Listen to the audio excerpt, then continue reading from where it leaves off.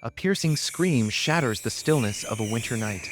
In the darkness, something moves between the twisted pines, something that shouldn't exist. Those who claim to have seen it describe something otherworldly: leathery wings, a head as stark and angular as a horse's skull, and eyes glowing red that seem to pierce straight through to the soul. For 3 centuries at least, something has haunted the Pine Barrens. People called it the Jersey Devil, a name almost too whimsical for something so disturbing. Several particularly notable sightings occurred in January of 1909. Schools closed, armed posses formed, and police officers fired at something they claimed moved with impossible speed through the night, leaving inexplicable tracks in the snow. Like many legends, the Jersey Devil has long been dismissed as folklore, a cautionary tale born from isolation and superstition. Some suggest mass hysteria, while others claim nothing more than misidentified wildlife. But as I would discover, the truth behind this legend is far more fascinating, and in some ways disturbing, than anyone had thought. What follows is the complete account of my research into what may be one of the most remarkable and ultimately tragic biological phenomena I have documented. The Jersey Devil is a creature entirely natural in origin, but when encountered in the darkness of the Pine Barrens, it could easily be mistaken for something far more sinister. After all, nature has ways of creating its own monsters.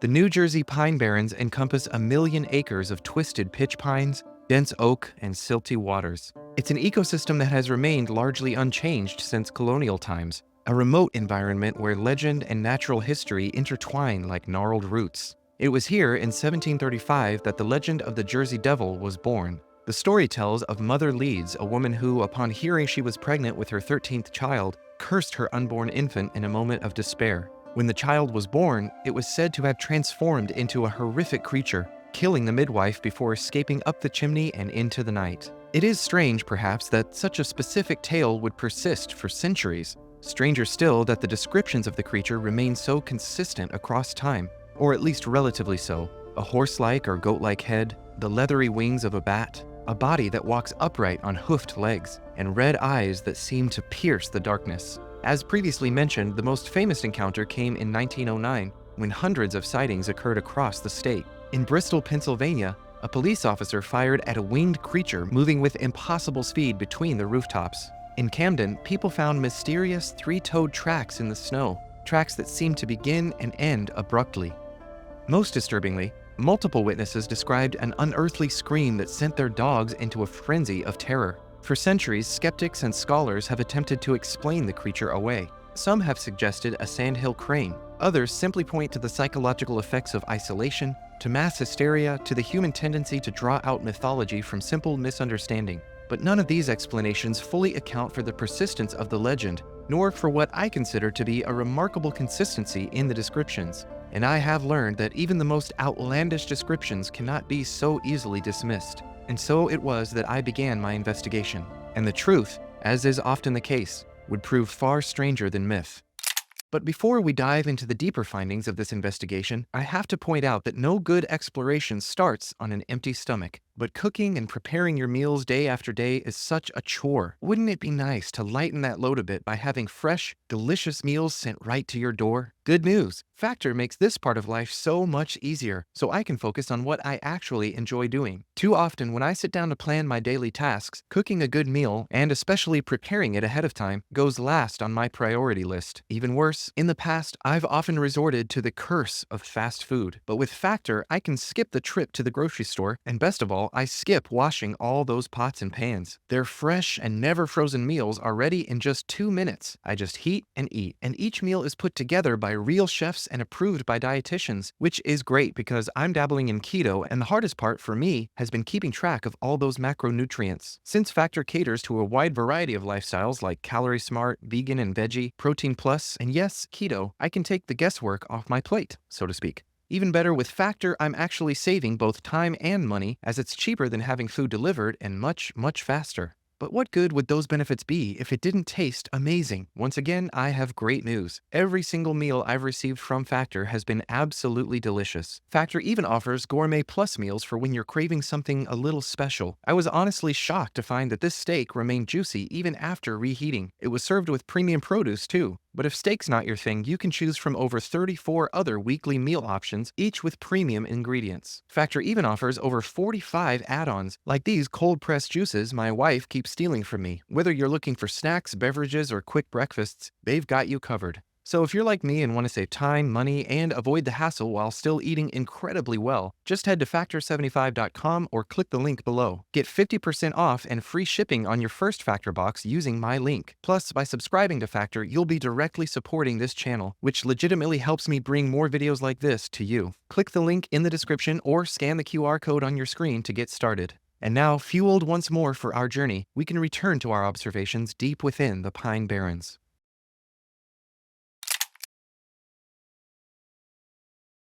I am often caught off guard by what my superiors find worthy of investigation, and this was no exception.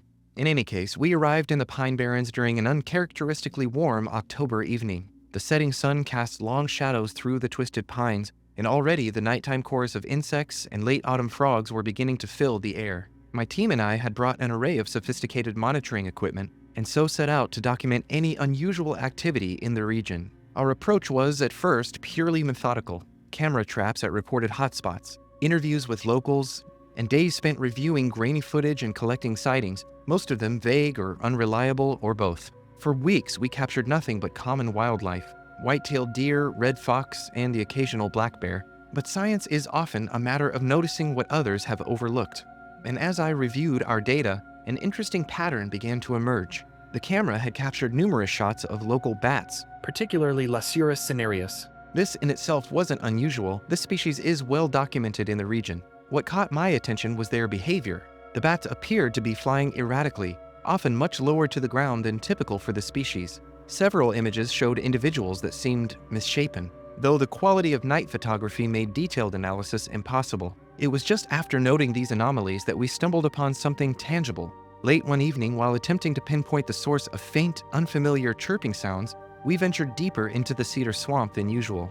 There, in a small clearing scattered with fallen needles and rotting logs, we found partial remains of what appeared to be a bat. But this specimen was different, with leathery wing membranes and an eerily elongated skull. It was immediately clear that this was something profoundly unnatural. We collected the fragments carefully, sealed them in sterile bags, and thoroughly documented the site. At last, we had a physical specimen. Armed with this physical proof, we redirected our search, and soon we discovered a roosting colony of bats hidden deep within a secluded cedar swamp. Beneath twisted branches and fungal blooms, we encountered juvenile bats unlike anything previously recorded. Their bodies exhibited severe developmental abnormalities, like the first specimen, with distorted skulls and misshapen wing membranes. What we had stumbled upon, my valued listener, was the beginning of a mystery far more complex than the legends would have led us to believe. The Jersey Devil, it seemed, was about to reveal its true face.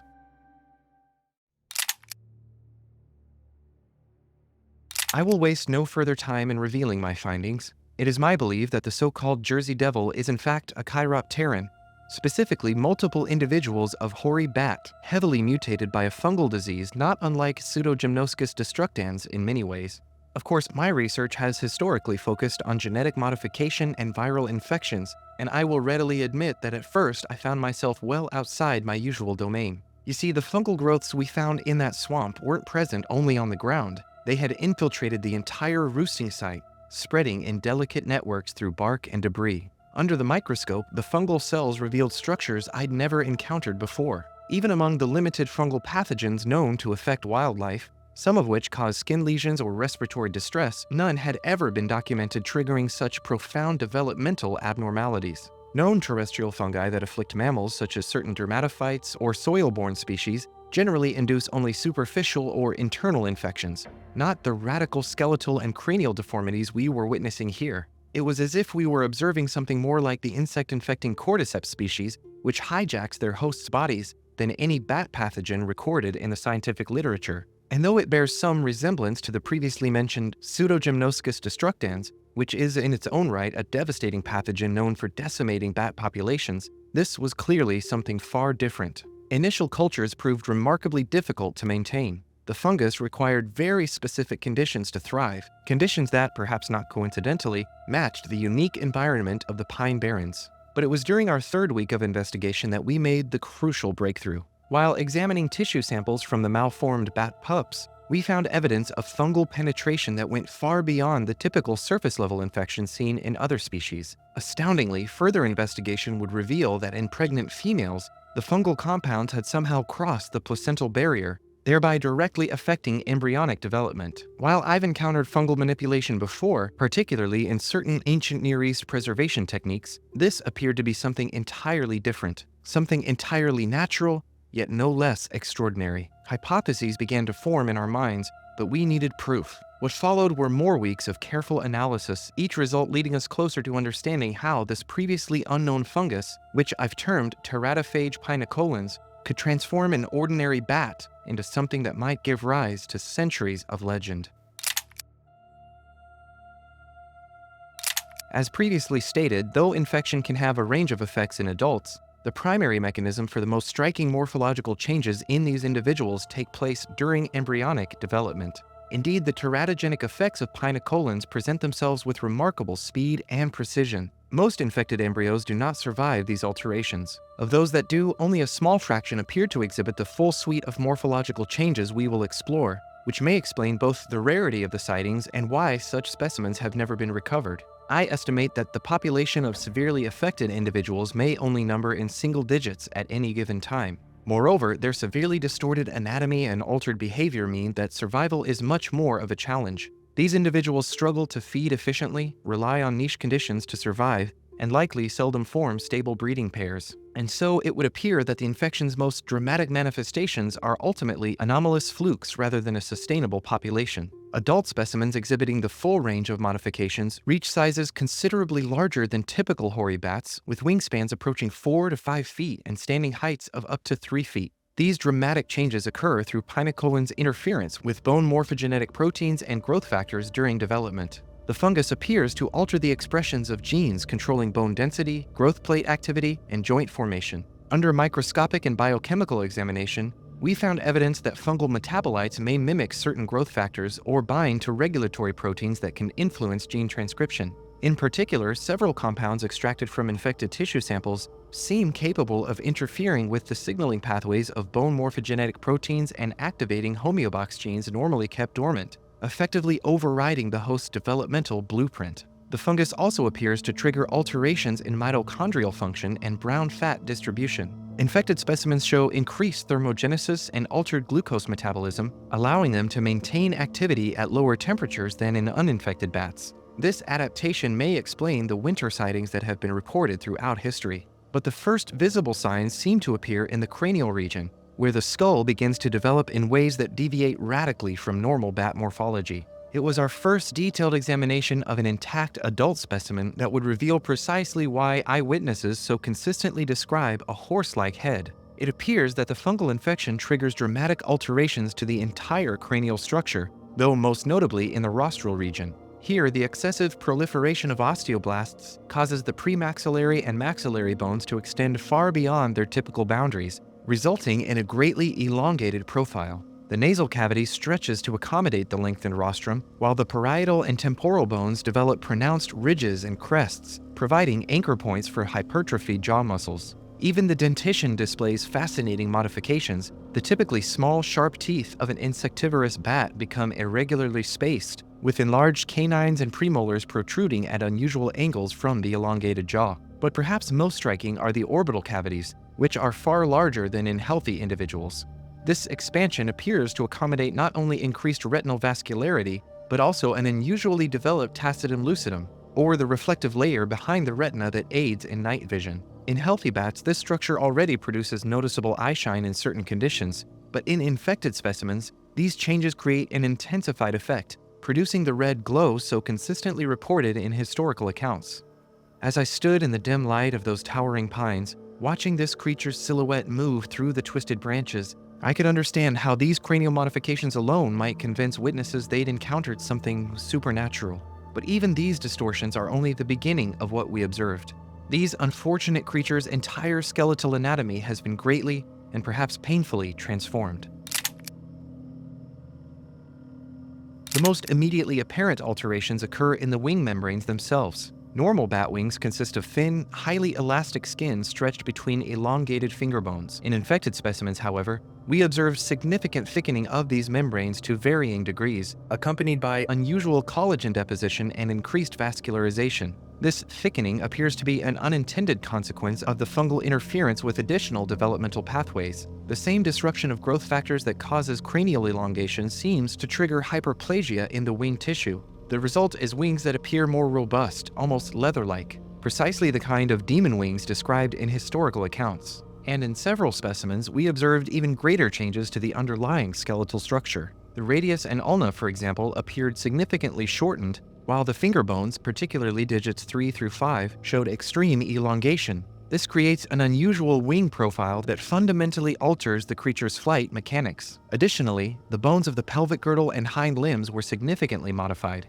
The femur exhibited increased length and robustness, while the acetabulum displayed unusual mobility. The tibiae were more prominently keeled, with enlarged attachment points for hypertrophied leg muscles. Amazingly, rather than a complete deformation in which the animal is largely incapacitated, in some individuals, the changes to the lower body enable it to, at times, adopt an almost bipedal stance. And to a more limited extent, the musculature appears to adapt to accommodate these skeletal modifications. We observed significant hypertrophy of the pectoralis and deltoid muscles, along with unusual development of the hip flexors and extensors, which combined allow the creature to continue to fly and even stand nearly upright for short periods of time, even with their altered anatomy. Finally, the metatarsals show unusual elongation and fusion patterns, while in some cases, the terminal phalanges appear to have developed thick, keratinous growths. It stands to reason that to an observer encountering such a creature in low light or at a distance, these modified feet could resemble hooves. In short, overall, one can easily understand how an observer caught unaware, glimpsing such a creature in the darkness, could believe they've encountered something beyond the natural world. But while its appearance alone might hint at something supernatural, the creature's vocalization would likely remove any doubt. You see, normal bats produce calls through rapid contraction of the laryngeal muscles, creating high-frequency sounds well above human hearing range. These are used primarily for echolocation. But in specimens infected with pinacolins, we found the entire vocal system modified in some remarkable ways. The thyroarytenoid muscles, for example, exhibited marked hypertrophy, while the vocal folds themselves had become unusually thick and elastic. And the upper respiratory tract appears to have undergone further restructuring.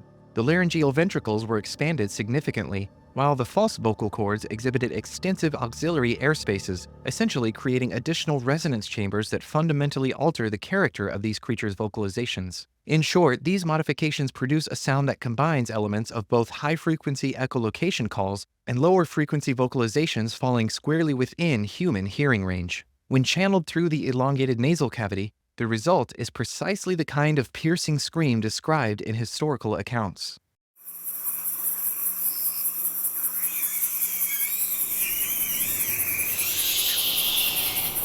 An even more thorough sound analysis uncovered something even more intriguing. Much of the creature's vocalization occurs at frequencies below the threshold of human hearing, and even into the infrasonic range. I've encountered this effect before in my investigation of certain avian species in West Virginia, and I know well that it can trigger profound psychological responses in human observers. This could certainly explain why witnesses consistently report not just hearing the creature's cry, but experiencing a simultaneous, overwhelming sense of dread. Now at this point, you may be wondering, as I did, what possible purpose could the fungus have for reshaping its hosts in such profound ways? The truth is, even now, I am uncertain. Nature's methods do not always come neatly packaged with obvious explanations. Still, we can hazard a few informed speculations. It's possible that these extensive modifications, while largely detrimental to the host, are simply a byproduct of the fungus's molecular interactions rather than a finely tuned strategy. In other words, it could be that the fungus's unique metabolic compounds incidentally trigger dormant developmental pathways, creating these monstrous forms as a biological accident. Alternatively, there may be subtle advantages. The altered host could, for example, adopt new foraging behaviors or seek out different roosting sites, inadvertently spreading fungal spores to fresh habitats. Even if most infected individuals fail to thrive, the rare exceptions might lead to the fungus's dispersal under certain environmental conditions. Or this could be an evolutionary dead end, a quirk of fungal physiology that has yet to be pruned away. Much more study in this area will be necessary going forward. Though our initial discovery in the Cedar Swamp revealed many clues as to the origin of the Jersey Devil legend, it took several more weeks of patient observation before we witnessed one of these affected creatures hunting in its natural habitat. On a moonless night, as a frigid wind whipped through the pines, we tracked a certain specimen as it emerged from the darkness, like a shadow taking form. Its elongated skull and leather-like wings were unmistakable even at a distance, but what struck me most were its movements, surprisingly awkward for a chiropteran. For example, unlike normal hoary bats that feed gracefully at treetop level, our specimen hunted close to the ground, its thickened wing membranes inhibiting the quick, agile movements typical of its species. Instead, it exhibited longer gliding periods interrupted by powerful, almost ungainly flapping. When it landed, the creature moved with an unnatural gait, its modified hip structure allowing it to rise into a staggering bipedal stance. In the darkness, these awkward yet purposeful movements could easily create the impression of something far larger and more sinister than any known bat. And then we heard the cry.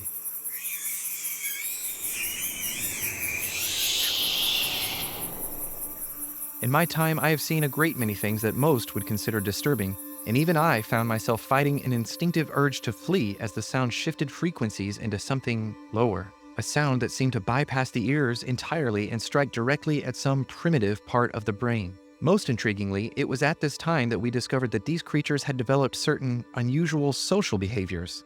While healthy hoary bats are largely solitary, we found small groups roosting together in the most remote parts of the Pine Barrens, remaining active even in winter months when other bats hibernate. Their thickened wing membranes and altered metabolism appeared to grant them unusual cold tolerance, which, as previously mentioned, could explain the historical pattern of winter sightings, while their limited group behavior could account for the waves of encounters that have periodically gripped this region. Standing there in the darkness, watching these creatures move through the trees, I could at last see how nearly every element of this legend had grown from biological reality. The elongated skull became a horse's head, the leather-like wings transformed into a demon's pinions, and the bipedal movement suggested something that straddled the line between beast and man.